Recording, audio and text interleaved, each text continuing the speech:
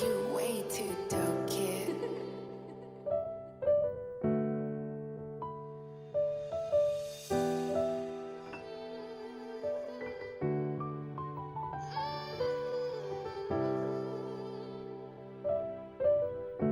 I've been living around this morning through rain. Hidden pain, hidden tears. Had to keep them locked away.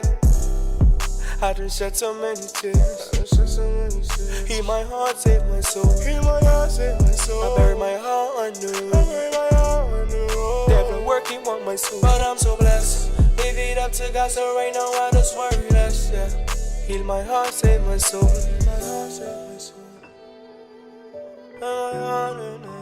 Kato, you way too dope, kid. The pain from my past. Your name and where you're from? Joshama Mornan. I'm from Kingston, Jamaica. Tell me about family life growing up. Family life growing up was pretty decent. It was good. We were well off in Jamaica. My mom kind of tried to veer away from like my grandfather. So she had her own place, but my grandfather had an estate. Most of his children lived there with their children and stuff, unless they were abroad. So I grew up with my cousins, and those are mostly my friends now, are my family members, because we grew up being so close. What kind of kid were you in high school? In high school, I'm a loner. I was a loner. I am a loner, and I was a loner then. So I liked being by myself. I got teased a little bit. I didn't really care because I didn't want to be friends with any people. So I ended up getting one best friend who hated me in the beginning because she was like, oh, you think you're better than everybody else because you like to be by yourself. And I'm like, I don't think about anybody else. So I don't even think I'm better than anybody else. I just like to be by myself. I like my own company. So what did you do after high school? After high school, well, I finished high school here in the States, in New Jersey. And I went to cosmetology school and ended up dropping out right before I was to graduate because I was pregnant with my first child and had difficulties with him. So How old were you when you got pregnant? I was 18. Yeah? Yes. And how did you meet his father? Hanging out with friends from school. And one day he was there. He didn't go to our school. And so one day he pulled up to the house, and for the whole night he was staring at me and whatever. So we kind of clicked. Yeah. At that point, yeah. And how's the relationship with him today? We don't talk to each other at all. No. Is he a good dad? No. Why do you think he's not a good dad? He had opportunity. We ended up having 5 children together. So, and we got married. So you got married before the first child, or you got married? No, we got married after the 3rd child. Okay. And he had opportunity to kind of be there after we separated. And he just wasn't. Even with me being a flight attendant, I'm like, look, you can fly. Come and see us. All of that. He'd tell the kids, oh, your mom don't want me to see you because she moved. Well, you can come see them because I got flight benefits for you to come see your kids. And he's, in and out, just in and out. And I didn't get a chance to be in and out, We had 5 together. I ended up having to give my twins to his mom so that I could try to climb, you know what I mean? Try to get to where I needed to get to. And even though the twins lived with his mom, he was still not consistent there. So To me, that's not a good father. So you think now that your kids are adults, you think that they are missing something because of his absence? Yeah. What exactly do you think they're missing? I mean, there's no child that can grow up without a father and have everything all together. I was a mother young, so I didn't know how to be a mother. So I made mistakes, and I didn't have anyone to back up when I was slacking. Yeah. What mistakes did you make? I mean, I can't pinpoint certain mistakes. Like for me, I am not the most affectionate mother. The way I show affection is I provide. You understand what I'm saying? And I feel like also I was thrown into that because my focus had to be on providing and getting myself up out of the shits, So why did you think you had to be a provider? Wasn't your children's father providing? No. Not at all. And why do you think he wasn't providing? I don't give a shit. Because I don't care to know, because no matter what I had to do, I had to provide. So these are your children. There's no excuse. I don't give a damn what you would have to do. Provide. I'm not saying he should be the only provider, but I shouldn't have to be the only provider either. I don't give a damn. Do what you need to do, because I did, right? And I didn't have to do anything illegal. Do what you got to do and provide. So his reasons mean absolutely nothing to me. I don't care. What was his excuses? What was his reasons? He thinks he's a good father. Why do you think he thinks that? I have no idea. I don't talk to him. You don't talk to him at all? No.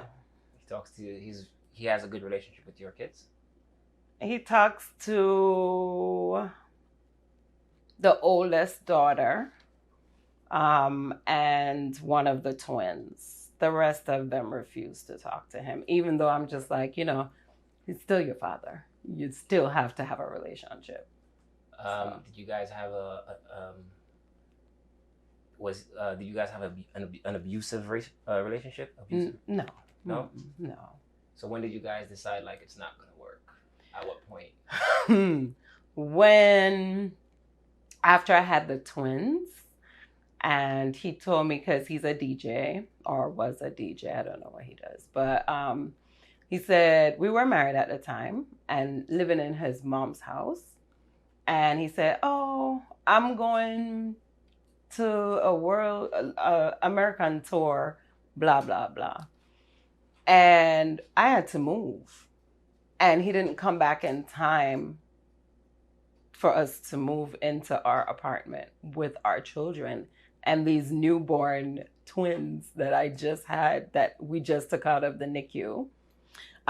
He never came back. And when my neighbor that lived 3 doors down say, aren't you so-and-so's wife? I said, yeah. So-and-so is in Jamaica with this and that woman, and they just had a baby. I was like, really? Okay. So I contacted his best friend, and his best friend always liked me. His best friend said, just don't ask me questions that you don't want to hear the answer to. And I knew then that it was the truth. So he came back maybe a month later. And when he came back, I just sat him down and said, look, you don't have to move out today, but I'm getting a divorce. So do what you got to do. I mean, why did you think the best step was a divorce? Because I had tried and tried and tried. This wasn't the first time. Did you guys get counseling? By the church. How many times y'all went to counseling? I can't remember. That was so long ago. I don't remember. Yeah. You think it helped in any way? I can only talk for myself. I don't know. In his behavior, it don't look like it worked. But I don't know what he got out of it, right? For myself, I learned things that I needed to stop doing. Like what? Well, my temper My temper was bad. So I was a little bit of a nag. I wouldn't say I'm a naggish woman, but I definitely was a little bit of a nag. So you think, from his perspective, coming home to someone who could possibly be a nag would be a difficult environment to be in? And Yes. I mean, what else do you think you could have done better to make your relationship work? There's not much because of the type of man that he was. I say it's Geminis. I'm a Capricorn, he's a Gemini. We don't mix. Oh. At all. No. So, I mean, what advice would you give to a young lady knowing what you know now? Everything you know now, what advice would you give to your young daughter in terms of finding the best man for her? Watch their actions, not what they say. Jamaican people say mouth make crossway for talk anything. So a man, I find that men are not forthcoming with how they feel. Whether it be because they don't want to hurt your feelings or I don't know. And I really don't care. So I would tell my girls, watch their actions and not what they say. Are you helping them vetting their partner? Who's helping them vet? I do. Yeah. I do. How do you vet a man?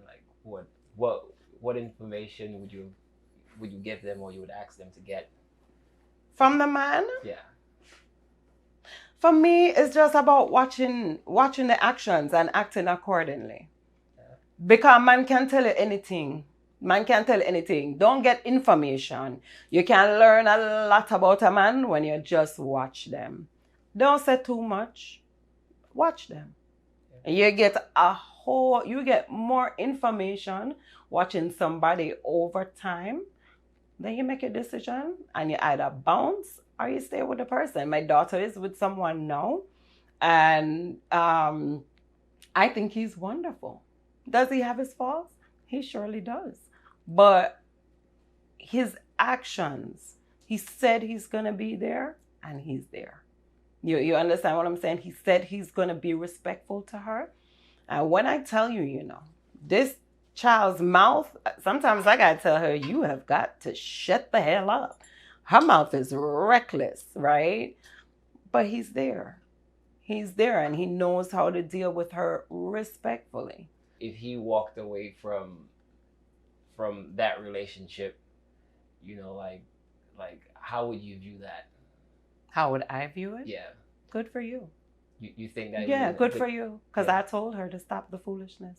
I see. Yeah, good for you. So, based on your previous relationship with your kid's father, today, what do you look for in a man? What are the things that you're looking for that attracts you to a man? Well, just somebody truthful. Just somebody that can be truthful, that I don't have to constantly be watching. How do you know someone's truthful or not? If the actions match with the words. Give me an example of a perfect man for you. A perfect man for me.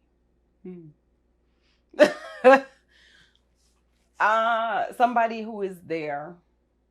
Somebody who is there for me, and somebody that I can be there for. And just through the thick and the thin. What would he look like? Would he be light skinned? Would he be dark skinned? He'll be a chocolate. How tall would he be? I like men my height. Which is? 5'5". 5'5"? Yeah. Okay. Would be a slim guy, a muscular guy? I like skinny. Like him slim? Skinny man, yeah. Yeah. Athletic? Yeah, preferably. Yeah. Mm-hmm. Outgoing, outdoors type of guy, or just home, chilling type of guy? Both. Both? Yeah. But mostly like to travel. Yeah. I love somebody who wants to travel because I love to travel. Yeah. Yeah. So tell me your worst experience you've ever had with a man. The one who I was married to. We don't like him. I don't like him at all.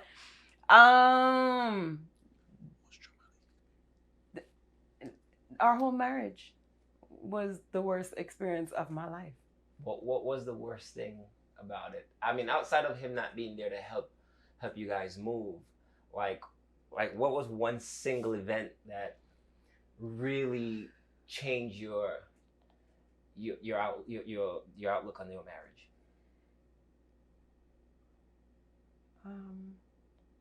When I was pregnant with our daughter, the first daughter, and he was away for like days and days and days. And when he came home, my temper, so I'm fling alcohol upon him while he was trying to sleep. And then he ended up hitting me. That was the only time he has, hit me in that situation, and he ended up like really hitting me, and I was pregnant at the time. How did he hit you? He just punched me. What happened to you then? Nothing. You just took a step back and... No, I'm a Jamaican woman. We don't do that. We fight. Nothing happens. You just fight, and you get over it, so you move on. To me, I would say that's one of the worst times. Tell me the highlight of your relationship with him, the best time you remember. Like you guys have 5 kids now. I mean, we had good sex. Oh yeah? Yeah, that's where that should have been left. That should have been left that we felt really good, and so we should just leave that there. Yeah. Right?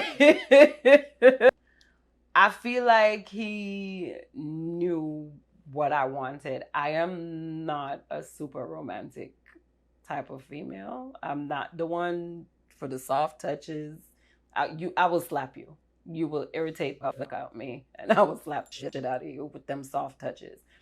I want to be fucked, and I want to be fucked good. Right? So I don't like all that.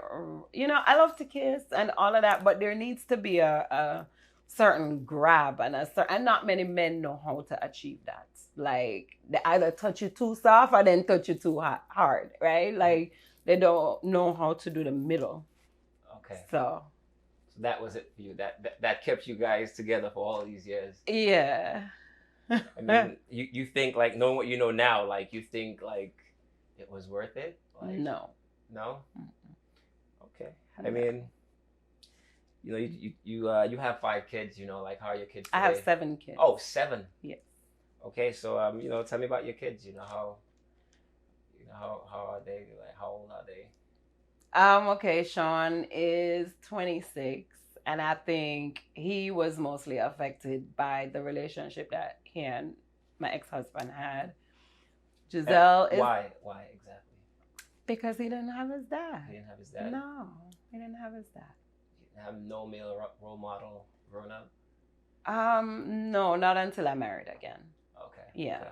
When I married again, then my husband took the role. And by that time, he didn't want that role. He didn't want nobody in my life because he feel like he took care of me, right? Mm-hmm. And then he didn't want nobody in his life because he felt like I could do this myself, which got him into a lot of shit. Yeah. And so my husband was there to like pick him up. I see. Yeah. I see. Giselle is 23. She is what I call my little broke best friend. We're very close. These children talk to me a little bit too much. They just tell me everything, and I'm like, I don't think I need to know that. You think that's a good thing? You don't think it's a beautiful thing for a child to be able to be open freely with their parents? I do, but some of the information is too much sometimes. What's too much information? She just be asking me stuff about her sex life and what stuff's supposed to look like down there. Is this okay? Or you know what I mean? Which feels good because I can steer her in the right way, but it's still kind of awkward because that's not the relationship I had with my mother. And growing up in Jamaica, It's a British colony. Was a British colony. So most of the older people were very proper, and especially, my grandfather and them, very proper, very, you don't talk about stuff like that. Even now, my mother doesn't talk to me about stuff like that. So it's kind of weird that they talk to me about that. So she is struggling with lupus and scleroderma, and it's really bad for her. And, she was a victim of human trafficking. She just has gone through a lot, and she is one of the strongest women I know, even though she doesn't think she is, but we're just close like that. How was she able to get trafficked? Well, we were living here, and she would run away to go be with her friends. Why? Because her reasoning is, Mommy, you were too strict. The curfews, and because you have to be in the house by a certain time. Don't let the sun come down and you're not in the house. Then she would come in the house and then leave back out to be with friends. Now, the way how they traffic people here is they have the girls or guys in the high schools. They become your friend. There was a couple that came because I then would say to her, well, you can't go stay over friends unless I meet the parents. The couple came to my house. Those weren't her parents. I thought they were the parents. I was like, oh my God, they're so nice. I was so naive. They're so nice. And, I thought we were having a meeting the parents type thing. And no, they got her addicted to drugs. And then that was it. We couldn't find her. What kind of drugs? I don't know. It's been said that it's a whole slew of them. So I'm not quite sure exactly which one, and she won't say. How long did the trafficking last for? Okay, so my husband, he kind of knows about the streets, and he's the one that said to me, something is not right. And he went and got her. He found her, went and got her. And where did he find her? Where? Yeah. Somewhere in Orlando. Somewhere here. I can't say too much about it. Okay. And then he went and found her, and we got the FBI involved. And then we had her in and out of programs. So we sent her to this program far out someplace and this program, and she ran away from there. And then she ran up because now they have her addicted to the drugs. So now she's chasing that high, And she ran away from this program, we find her. She ran away from the next program. And so we moved to Vegas. I thought that would probably give her, I had to move from a job. But I thought that would give her like a fresh start. And no, she ran away and went to California. So when I ask her about it, she says, it's nothing that I did. It's mostly because I was strict and didn't allow friends to come over and her going out there. I didn't grow up like that. I didn't grow up with a whole bunch of people and friends. We had cousins. You have all these siblings. Why you need to mix up with people? And then you mix up with people, and this is the shit what I'm getting, So no, I don't trust anybody around my kids. No one. You said she's also suffering from lupus. Mm-hmm. When did she find that out? When she was 16. And how is she today? Like how's the battle with that? It's a struggle. It's a very bad struggle. It's a bad struggle. Is she winning the struggle? So far. Yeah? Yeah, so far. What what did the doctors say? They're concerned. Concerned? Yeah, they're concerned. What is her attitude towards the entire process? She's very angry about it. And most of the time you're gonna make me cry. She'll say, what did I do to deserve this? And stuff like that. she's mostly angry. Angry at herself? Angry at herself, angry at God. Yeah. How are you helping her through that? Just basically letting her know, you've been through trauma, and a lot of these autoimmune diseases come on because of trauma. It's not anything that you did. We all made mistakes. I got pregnant at 18. You understand what I'm saying? And was with a man that my family was like, what the hell are you doing? And had children back to back to back to back when I could not take care of them. So everybody makes mistakes. Everybody fucks up. So I just tell her, you shouldn't beat yourself up. What are you going to do from now on? Right? You have the lupus. Now it's time to change your eating. Now it's time to take a little time and work out. Now it's time to take your health seriously. And all this other shit that you like to do, gotta get cut out at least for a year until you can get your body right, and learn about this disease.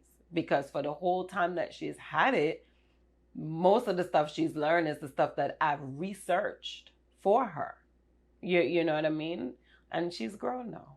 So it's time for her to take care of ourselves, take care of our body, really love yourself. You know? How are your other kids helping her with that?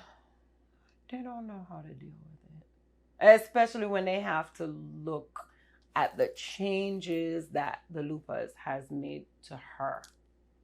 They don't know how to deal with it. What changes? She looks completely different than she did. So How it swells her. Okay. Yeah. So her face gets really swollen. Her eyes get really swollen and stuff like that. And we're just used to her being, skinny and pretty hair. I mean, to me, she's pretty anyway, but it's shocking, especially to the youngest baby. Do you feel helpless during this situation? Do you feel like, you could do more to help her? Do you feel like you've done everything you can? How do you feel? What do you feel like you could or can do better? Or you've done it all? No, I haven't done it all. My hands are tied because she's an adult. So what I could do when my 7-year-old was in the hospital with autoimmune encephalitis, I fought for her tooth and nail. I can't do that for Giselle because Giselle is 23 and she has to make her decisions, So there's so much I can do. In Nevada, they're not allowing you to come into the hospitals, right? So whereas before the pandemic, you could have at least one visitor or 2 visitors at a time. Now you just can't go. So it's not much I can do. Now, when she comes to my house and I cook for her and I meal prep for her and I get her back to health. The thing is, when she goes home, she don't keep it up. Right. She don't keep it up. So then she falls right back because there are certain things you cannot eat. I have an autoimmune disease. I have rheumatoid arthritis. I can't eat stuff with gluten. Sometimes I will, but I know what my body going to feel like after. So then I know what I need to do. I know I need to be up on my supplements. I know I need to make sure I get in the gym and kind of work myself out, but she don't keep it up. What can I do? She's grown. So tell me about your other kids.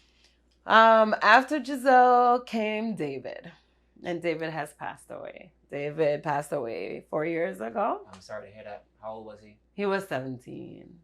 Yeah, he was 17 when he passed. So how did it happen? He got hit by a car. Yeah. On his way home from work.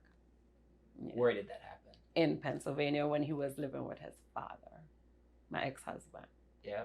Yeah. How did he? Do you remember your last conversation with him?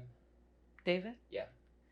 All right. So David had a way of knowing. I'm a flight attendant. So David had a way of knowing when I had ground time. And he would always call when I had ground time. And ground time is just a time in between flights where you're sitting, you're either getting something to eat or you're just waiting for the next flight to come so you can go to work. And he called and was saying, Mom, I need you to send me, the email, your email, because I got to have it for college apps and such and such and such. So we basically was talking about that. That was your last conversation with him? Mm-hmm. What about the last time you were with him? Do you remember that? That wasn't a good situation, which is why he ended up going to his dad. Because he always felt like he would always ask his dad every summer, can I come see you? Can I come see you? Can I come see you? And his dad would say, yeah. And then when it came time for him to fly out there, then it was an excuse of, I have this to do or something else to do or whatever. So David, my husband and him got into an altercation. And my husband didn't hit him. He ended up telling his father, he beat me up. And that's the only time the father said, all right, come live with me.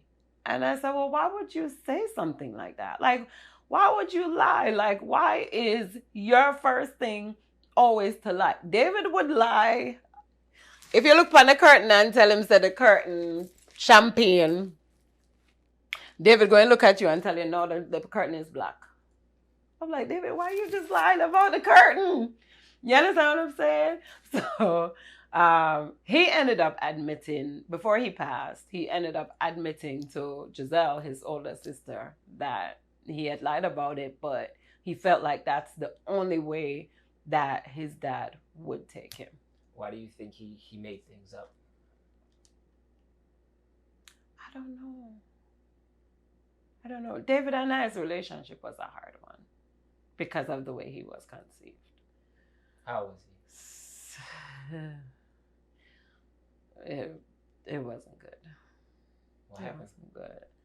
I don't want to talk about that. It just was not a good situation with my husband at the time because we had been separated for a while. I saw him at a wedding, and it just wasn't good. So when I had David, it was very hard. I loved him because this is my child, and he looked just like his dad. But it was very hard to bond, like have that tight bond. You know what I mean?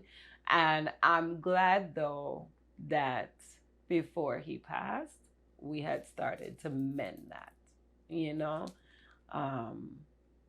So, yeah.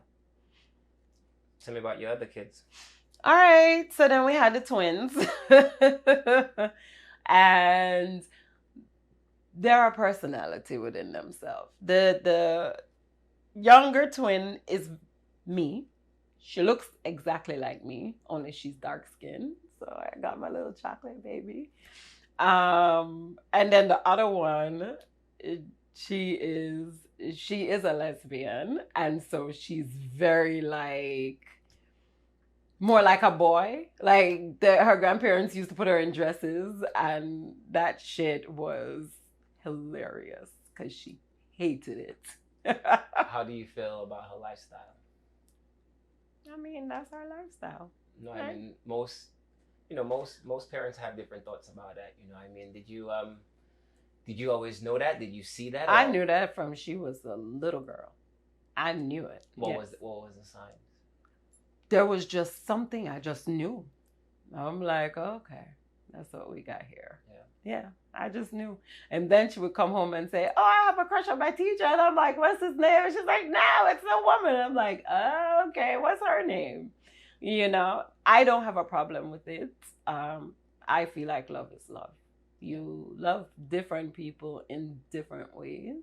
So love who you love. Do you think she feels left out in any way because of that from friends and family? Yeah. Because my ex-husband's family, they're very Christian. So, and very Jamaican, like old school Jamaican. So, Jamaican people kind of look out against the homosexuality thing. I'm thinking that we're getting up with the times now, which is a good thing because, I mean, it's been around forever. like, it's not a problem. Just mind your business. Let people love who the fuck they love. So, yeah, but she's told me that she feels like, you know, they don't love her because of that. They love her. They just don't understand it. You know. What about you? The kids? That's it? No, then we have the 12-year-old. She's a personality. She don't like nobody. Okay, she's a Taurus and she don't like nobody. Yeah. But then it's very sensitive. I'm like, okay, do you like people or you want to be sensitive? Which one? So she's pretty amazing. I think she's beautiful. She loves her blackness. You know, she wears her afro. She doesn't want no weave in her hair. You know, she would, back in the day, she would be my Black Power queen. But yeah, she's pretty amazing. And then we have the baby. She just turned 8, which I'm still having a hard time with that. But why? Because they grew up so quickly? God, yeah. And she's my last one. And she's already at the phase where she don't want me to give her no kisses. She don't want me to give her no hugs. And she don't want, and I respect her. Because I always try to teach them, if you don't want somebody touching you, they just should not touch you. You know? So me as her mother, I try my very best. I don't get it right all the time. If she says, no, I don't want to be kissed, then I just say, okay, fine. And I won't, you know. But she's at that age now where she won't even allow me to squeeze her and hug her. Nothing. She don't allow none of it. Just like, no, I don't want it, you know. But I love fragrances. I have maybe 400 bottles of perfume. It's a problem. Please don't judge me.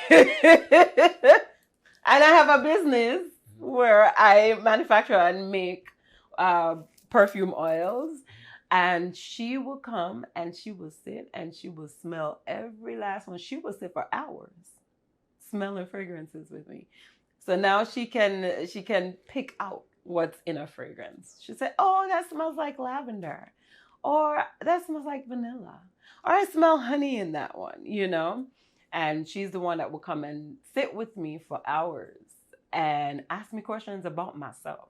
Like, she makes me feel like I'm a woman, like I'm a human being and not just her mother that she needs to come get stuff from.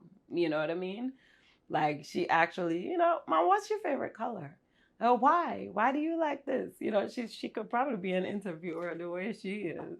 But yeah, she's amazing. How does it feel to be away from your kids sometimes?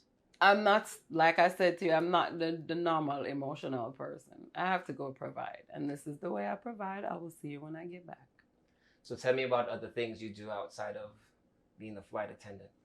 I have my makeup business. I am a makeup artist. And so with the love of makeup, I decided to get my own brand. So what is the name of your brand? J More Beauty.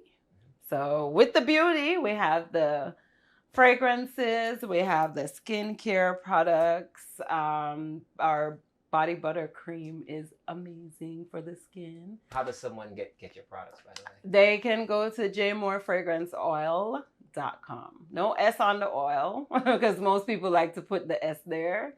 jmorefragranceoil.com. Yeah. And they can find makeup, you can find fragrance oils. You're going to smell good for days. Okay? My slang is, you're going to be sunnakish. And people say, why sunnakish? Because Jamaican people will love to add letters where they don't belong and take away letters from where they actually belong. So we say, you smell good, or you're sunnakish, or you have like your sneakers. So yeah, you're going to be sunnakish when you wear my products. Do you find yourself lonely sometimes? No, I don't get lonely. There you go. No, I when I get lonely is when I want to travel somewhere. My husband does not like to travel. Yeah. He will not travel. So tell me a perfect day for you, the perfect place to travel. Where would you go? I like going home to Jamaica, and I know that sounds corny. So a perfect day is being with someone who I enjoy their company, we vibe. And my favorite place in Jamaica, now everybody I gonna know, is Winifred Beach in Portland. It is one of the most beautiful places I've ever been to. And just spending the whole day there, possibly making love, eating, drinking, probably smoking a little something, something, and just vibing out. Just listening at Bob Marley, Berries, who I used to sing backup for. Yeah. So I probably wouldn't listen to Berries because he's my godfather. So that's creepy. But definitely listening to some Bob or, Sanchez, something like that. Just chilling. Would you change anything, based on your past and the way things are now? Like, would you change anything in the past, or you live it as is? The only thing I would change is I would have never married my ex-husband. I wouldn't have married. Then that would change that I wouldn't have these kids that I have that I love so much. But I believe they were meant to be with me. I just would have had them with somebody else. You know what I mean? Yeah, I wouldn't have been with him at all. That was really one of the most depressing times of my whole entire life. But I learned a lot. And I learned when I left him, I took a few years just to be by myself, single, celibate. And I learned a lot about myself, which is why now I'm unapologetic. You take me or you leave me. And I'm okay if you leave me. I'm fine. I'll be okay. So based on what you've learned, do you think, and based on where you are now, do you consider yourself lucky? No, I'm blessed. God did it for me. So he's still doing it. In closing, what would you like to say to us before we leave? And how would we get a hold of you? If you have an Instagram, like, how do we get a hold of you?